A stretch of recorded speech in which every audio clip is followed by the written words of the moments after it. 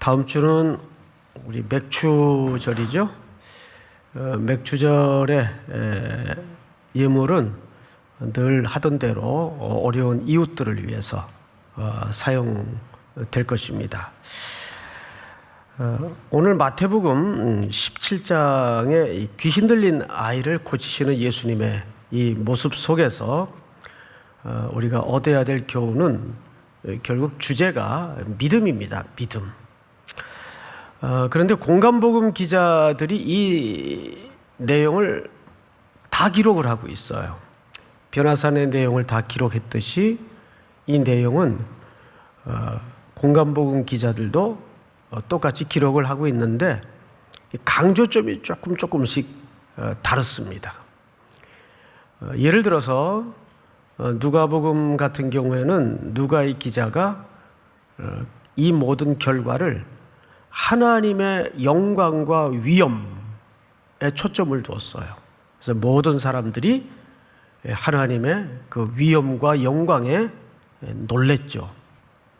그리고 하나님께 영광을 돌리게 됩니다.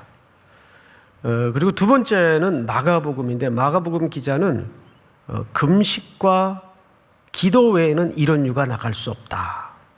금식과 기도 외에는 이런 유가 나갈 수 없다. 그래서 기도에 강조점을 두었어요.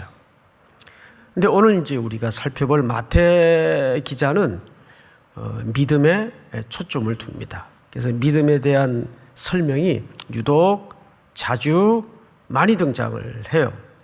자, 우선 이 본문의 맥락은 지난주 변화산에서 그 황홀한 영광스러운 모습을 목도한 제자들이 내려와서 겪는 일들입니다. 우리 지난주 변화산 사건의 그 초점을 어떻게 이해를 했는가 하면 변화산 위에 예수님의 변형의 모습은 빛이 나고 옷이 휘어진 모습은 신적인 존재로서의 영광이 아니라 그랬어요. 그것은 인간으로서 궁극적으로 변형될 예수님의 모습을 미리 보여주는 설명이라고 말씀을 드렸었죠. 그러면서 동시에 우리들에게도 그러한 궁극적인 목적지로 이끌어갈 것을 예수님이 암시하고 담아내고 싶었던 메시지가 변화산 위의 설명이었어요. 그리고 이제 제자들은 막 정신이 없는 상태에서 산에서 내려오는데 아무도 보이지 않고 오직 예수만 보이더라. 이것이 지난주 결론이었죠. 그리고 산에서 내려왔는데 한 아버지가 한 아들을 예수님에게로 데려와요.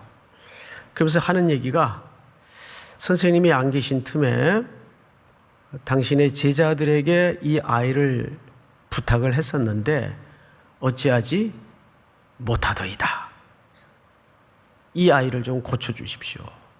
그런데 그 아이의 상태는 매우 오랫동안 심각한 상태예요. 이제 그 현실적인 부분을 좀 보도록 하시죠. 자, 14절을 좀 볼까요? 오늘 본문 첫 절인데 그들이 무리에게 이르매 예수의 일행들을 얘기하는 거겠죠. 한 사람이 예수께 와서 꿇어 엎드려 이르되 주여 내 아들을 불쌍히 여기소서 그가 간질로 심히 고생하여 자주 이 자주라는 말은 반복적인 상태가 오래되었다 그 뜻이에요. 자주 불에도 넘어지며 물에도 넘어지나이다 이렇게 되어 있어요. 자, 근데 여기 병명이 뭐라고 되어 있죠? 간질병이라고 되어 있어요. 간질병. 그런데 이 병명을 좀 조사를 해봤더니 이 병명에 담아진 내용들이 좀 뜻밖입니다. 이렇게 루나라는 표현을 써요. 루나. 영어로는 달을 뭐라 그러죠? 달. 문이라고 하죠. 문. 그런데 루나르 정확히 표현을 하자면 영국식 발음으로 하자면 이게 이제 달이에요, 달. 그래서 이 병이 문스트로크라 그래서 이제 달병이라고도 합니다. 달병. 이 당시 사람들이 아마도 그렇게 믿었던 것 같아요. 예를 들어서 이런 발작병은 달의 기운을 받아서 영향을 끼친 걸 거다. 이런 어떤 전해 내려오는 이야기가 있었던 것 같아요. 그래서 이 헬라 말을 보면 이렇게 되어 있습니다. 세레니아 조마이. 여기에서 세레네라는 달이라는 표현이 등장을 하죠. 그런데 여기서 간질이라고 했을 때는 하나의 그 나타나는 표현, 어떤 증상을 얘기하는 거지, 그렇다고 해서 이 병이 뭐 귀신이 관계된 병이라든지 그런 식으로 오해를 하면 안 되죠. 어쨌든 이 아들의 상태는 자주 불에도 넘어지고 자주 물에도 넘어지고, 그래서 아버지는 이 아들을 다급한 나머지 예수님과 그 제자들에게 좀 부탁을 하고 싶었던 것 같은데, 마침 예수님이 몇 명의 핵심 제자들을 데리시고 산에 올라가 있는 틈에 찾아왔던 겁니다. 예수님 안 계신 틈에 이 제자들이, 산 아래 남겨진 제자들이 이 아버지의 상황을 놓고 열심히 노력을 했겠죠. 그런데 아무 변화도 일으키지 못한 거예요. 성경을 또 보십시다. 16절, 내가 주의 제자들에게 데리고 왔으나 능히 고치지 못하더이다, 이렇게 되어 있습니다. 자, 근데 17절을 한번 같이 읽어볼까요? 17절 시작. 예수께서 대답하여 이르시되 믿음이 없고 패역한 세대여, 내가 얼마나 너희와 함께 있으며 얼마나 너희에게 참으리요, 그를 이리로 데려오라 하시니라. 예, 여기 믿음이 없고, 그 믿음이 없는 결과는 뭘로 나타났죠? 패역한 세대예요. 이 패역하다라는 말은 궤도 이탈이 되었다, 그 뜻이에요. 그러니까 여러분, 히브리서 11장에도 우리가 몇 주 전 살펴보았듯이 이런 말씀이 있었어요. 제가 읽어드리겠습니다. 그러므로 우리는 두려워할지니 그의 안식에 들어갈 약속이 남아있을지라도 너희 중에는 혹 이르지 못할 자가 있을까 함이라. 그들과 같이 우리도 복음 전함을 받은 자이나 들은 바 그 말씀이 그들에게 유익하지 못한 것은 듣는 자가 땡땡과 결부시키지 아니함이라. 땡땡이 뭐였을까요? 그렇죠. 믿음과 결부시키지 아니하였습니다. 그러니까 어디에만 머물렀다는 얘기예요? 그냥 듣는 데만 머물렀다는 얘기예요. 우리 너무 많이 듣잖아요, 설교를. 이 설교를 좀 줄여야 돼요. 사실은 너무 홍수 속에 눈을 뜨나 앉으나 일어서나 앉으나 많이 들어요. 그런데 오늘 히브리 4장의 기자의 이야기처럼 이때도 성도들이 거듭되는 환난과 네로 치하의 그 학정 때문에 신앙이 많이 흔들리고 있었어요. 그래서 그들의 들었던 말씀이 미처 무엇과 결부되지 않았어요? 그들의 믿음과 결부되지를 못했어요. 자, 오늘 이 제자들도 이제 거의 3년 가까운 시간을 예수님을 쫓아다녔어요. 동고동락하고 예수님이 일으키시는 기적도 보고 예수님의 말씀도 누누이 들었어요. 그런데 현실에 딱 부딪히니까 아무 능력을 행하지 못하는 무기력한 상태에 빠져 있는 모습을 여지없이 드러냅니다. 나중에 이 제자들이 따로 예수님에게 묻죠. 조용히, 우리는 어찌 그 귀신을 능히 쫓아내지 못하였나이까. 이 제자 그룹은 장차 어느 공동체의 예표적 그림이었어요? 그렇죠. 교회 공동체의 성도의 공동체인 교회 공동체의 예표적 그림이었어요. 어쩌면 오늘 그것은 우리를 향한 질문일 수도 있고 이 시대 교회를 향한 성경의 도전일 수도 있어요. 이렇게 거리마다 골목마다 건물마다 빼곡히 십자가의 숲을 이루고 있는데 어찌 이 귀신 들린 것 같은 세상은 변화되지 않습니까? 이렇게 많은 그리스도인들이 요소요소마다 곳곳마다 들어차 있는데 어찌 세상은 바뀌지 않는 겁니까? 이 똑같은 질문이에요. 이 질문 속에는 오늘 이 시대를 살아가는 성도 각자에게 뿐만 아니라 수없이 들어선 교회들을 향한 강렬한 도전의 말씀일 수가 있어요. 어찌하여 우리는 그 귀신을 능히 쫓아내지 못하였나이까? 근데 여기에 예수님이 일관되게 뭘 지적했죠? 마태의 기자를 통해서 믿음이 없는 패역한 세대예요. 자, 그래서 우리는 성경 몇 구절을 좀 볼 텐데 보기 전에 믿음은 어디서 납니까? 예. 늘 정답은 알고 계신다는 게 문제예요. 우리 로마서 10장을 좀 볼까요? 로마서 10장 다 같이 시작. 그러므로 믿음은 들음에서 나며 들음은 그리스도의 말씀으로 말미암았느니라. 제자들은 그리스도의 말씀을 들었을까요? 못 들었을까요? 들었죠. 근데 왜 믿음이 없어요? 이게 참 아이러니란 말이에요. 3년 가까이 누구보다도 지근거리에서 예수님의 가르침을 받고 행하신 일을 보고 듣고 경험했어요. 근데 로마서 10장에 보니까 그러므로 믿음은 분명히 들음에서 나며 들음은 그리스도의 말씀으로 말미암았느니라. 그러면 이들의 들음은 도대체 어떤 들음을 얘기하는 걸까요? 뭐가 잘못된 걸까요? 그래서 우리는 성경 한 구절을 좀 더 볼 필요가 있는데 우리 야고보서 1장 22절을 좀 볼까요? 같이 읽습니다. 시작. 너희는 말씀을 행하는 자가 되고 듣기만 하여 자신을 속이는 자가 되지 말라. 중요한 핵심 가치가 어디 있다고 지적합니까? 말씀을 어떻게 하는 자? 그렇죠. 말씀을 행하는 자. 이 행한다라는 것은 무슨 뜻일까요? 삶으로 순종하는 자. 나의 계명을 가지고 지키는 자라야 나를 사랑하는 자니.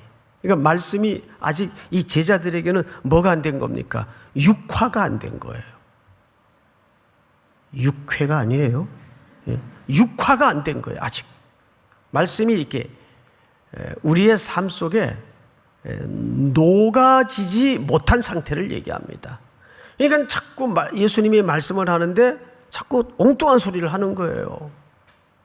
그리고 지금 더더군다나 베드로를 중심으로 해서 제자들의 마음속에는 예수님이 예루살렘으로 향하는 이 걸음에 신이 났었는데 야 이제 거의 다 왔다. 우리의 이 조국 이스라엘을 위한 목적하는 바가 거의 다 왔다. 이제 선생님이 드디어 왕권을 쟁취하시러 예루살렘으로 가신다. 기대가 마음껏 부풀어 있었는데 이때부터 예수님이 자꾸 그 당시의 상황으로 비추어 볼 때 뭐 자꾸 십자가 얘기하시고 이거 얼마나 끔찍한 형틀이에요. 당시 사람들에게 치욕의 현장이고 근데 자신이 죽어야 할 것이고 또 뜬금없이 뭐 다시 살아난다 그러고 사흘 만에 그 부활의 내용마저도 현실적으로 전혀 능력이 없는 거예요. 그러니까 이때부터 예수님과 제자들 사이에는 미묘한 이해에 대한 간격이 벌어지고 있는 거예요. 이게 무슨 소리일까? 왜 저러실까? 자, 성경을 다시 보십시다. 몇 절을 보시냐면 18절 제가 읽겠습니다. 이에 예수께서 꾸짖으시니 귀신이 나가고 아이가 그때부터 나으니라. 19절 다 같이 시작. 이때 제자들이 조용히 예수께 나와 이르되 우리는 어찌하여 쫓아내지 못하였나이까. 여기서 예수님이 너희의 또 뭘 지적했죠? 믿음이 어떠한 까닭이니라? 작은 까닭이니라. 예수님이 또 믿음을 설명하셨어요. 근데 앞에서는 믿음이 작다 그랬어요? 없다 그랬어요? 예, 믿음이 없다. 두 번째는 믿음이 작다. 결국 믿음이 작은 것은 믿음이 없는 거예요. 그 이유를 그 다음에 바로 설명하시죠. 이렇게 설명하십니다. 믿음이 작은 까닭이니라 진실로 너희에게 이르노니 만일 너희에게 믿음이 뭐 하나일 만큼만 있어도 겨자씨가 얼마나 작아요. 그런데 그 정도의 믿음도 있다는 얘기입니까? 없다는 얘기입니까? 이 화법이 없다는 얘기예요. 믿음이 없다는 얘기예요. 말씀은 듣는데 믿음과 결부되지 않았다는 얘기예요. 자, 그 증거로 22절을 보세요. 22절. 갈릴리에 모일 때 예수께서 제자들에게 이르시되 인자가 또 얘기하세요. 장차 사람들의 손에 넘겨져 죽임을 당하고 제3일에 살아나리라 하시니 제자들이 어떻게 했어요? 매우 근심하더라 이렇게 돼 있어요. 매우 근심하더라. 자, 여러분, 그러면 우리가 조금 이렇게 믿음이라는 주제를 저 공간에 띄워놓고 한번 생각을 해보자고요. 과연 이 믿음이라는 것은 뭐에 대한 믿음일까? 뭐에 대한 믿음일까? 그들의 목적을 굳건히 확신을 가지고 믿는 게 정말 믿음일까? 예수님이 여기서 일관되게 제자들에게 그냥 쪼듯이 집어넣고 싶은 그 믿음은 무엇에 대한 믿음일까? 그 믿음에 예수님의 의도가 담긴 실체를 이해하는 게 오늘 굉장히 중요합니다. 그래서 성전세 이야기가 등장을 해요. 자, 이제 그 얘기를 24절부터 좀 보십시다. 24절. 가버나움에 이르니 반세겔 받는 자들이, 이 반세겔은 성전세, 그러니까 속전세라고도 합니다. 반세겔 받는 자들이 베드로에게 물어요. 너희 선생님은 반세겔을 왜 안 내느냐? 여러분, 출애굽기 한번 30장을 좀 볼까요? 이것은 성경에 근거가 있는 세금 징수요, 당연한 겁니다. 무릇 기수 중에 드는 자마다 성소의 세겔로 얼마를 낼지니? 반세겔을 낼지니 한 세겔은 20게라라. 그 반세겔을 누구에게 드릴지며, 여호와께 드릴지며. 이 출애굽기 여러분 나중에 12절서부터 쭉 읽어보면 이것이 사실은 어떤 성격의 세금인가 하면 속전세, 1인당 속죄를 상징하는 세금으로서 속전세라고도 합니다. 이게 세겔은 일반 사회에서 통용되는 화폐가 아니고 성전에만 드릴 때 쓰는 구약식 비트코인이에요. 독특한 이제 화폐 단위죠. 그래서 이 세겔의 단위는 오랜 역사를 가지고 있단 말이에요. 느헤미야서 같은 데도 찾아보면 느헤미야 10장에 나중에 가셔서 보세요. 예루살렘에 돌아온 이스라엘 백성들이 성전에 소모되는 비용을 피차 부담하기 위해서 이 속전세 세겔을 다시 언급을 합니다. 돌아와서. 그렇듯이 여기서 어떤 이 반세겔을 받는 자들이 베드로에게 나와 물어요. 너희 선생님은 왜 반세겔을 안 내느냐? 그때 베드로의 대답을 유심히 보세요. 이르되 내신다. 그러니까 걱정하지 마세요. 그분 내십니다. 근데 예수님한테 물어보지도 않고 선생님 세금 내실 거예요? 안 내실 거예요? 이게 물어봐야 될 거 아니에요?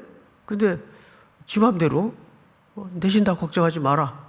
이러고 이제 집으로 들어갔어요. 예수님 계신 숙소로 들어가니 예수님이 벌써 알고 계세요. 그래서 먼저 묻죠. 예수께서 먼저 이르시되 시몬아 네 생각은 어떠하냐. 참 예수님의 교육법이 참 놀라워요. 항상 미리 정답을 말하고 미리 야단치고 미리 칭찬하고 그러질 않고 항상 스스로 질문을 만들게 하고 스스로 답을 생각하게 유도하세요. 시몬아 네 생각은 어떠냐 하고 물으세요. 그러면서 세상 임금들이 누구에게 관세와 국세를 받느냐? 자기 아들에게냐 타인에게냐? 이렇게 돼 있어요. 여러분 세상 임금들이 타인에게 세금을 받겠습니까? 자기 진짜 자식들에게 세금을 받겠습니까? 이 당시 종교 문화 배경의 개념으로는 타인에게 세금을 받죠. 남에게 세금을 받는 거지 자기 아들들에게 세금을 받는 건 아니에요. 근데 여기 원문에는 정확히 아들이 아니고 아들들입니다. 아들들. 이 복수가 굉장히 중요해요. 자, 다음 줄을 볼까요? 베드로가 대답해요. 이르되 타인입니다. 타인에게니이다. 예수께서 이르시되 그렇다면 아들들은 세를 어떻게 하리라? 면하리라. 자, 이제 앞을 잠깐 보십시다. 여기 예수님이 믿음을 얘기하시다가 지금 주제를 뭘로 슬쩍 집요하게 바꾸어 놓으셨죠?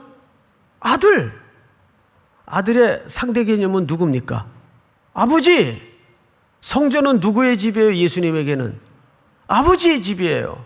그러면 아들이 또 그 안에 한 공동체를 이룰 우리를 포함한 자녀들이 아버지 집에 들어가는데 세금을 내야 돼요? 타인이 내야 돼요?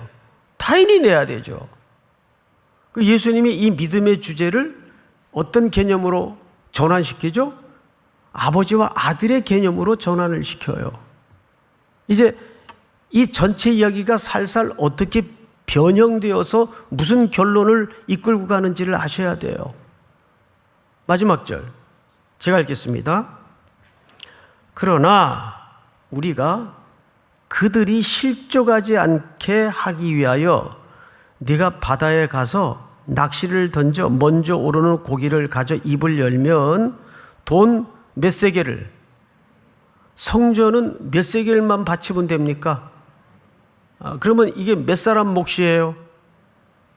세 사람이요? 두 사람 몫 맞죠? 예. 제가 잘못 들었던 것 같아요. 두 사람 몫이죠. 그리고 예수님이 이렇게 대답하세요.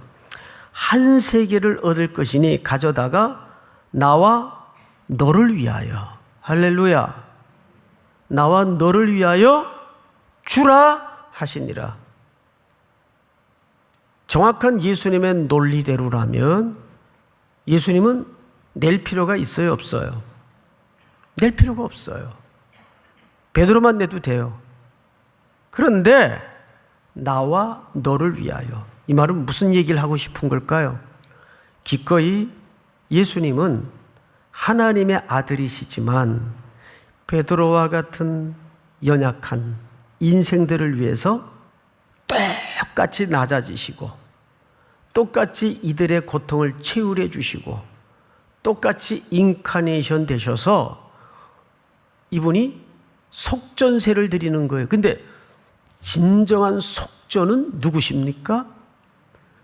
예수님 자신이에요. 예수님 자신이 인간의 몸을 입으시고 반세겔짜리 속전세가 되셔서 이 땅에 오신 사건이에요. 무엇을 위해서? 우리의 믿음, 그 믿음의 오늘 이 본문 전체에서 말하고 싶은 실체는 아버지, 하늘 아버지는 우리들의 아버지라는 얘기예요. 믿습니까?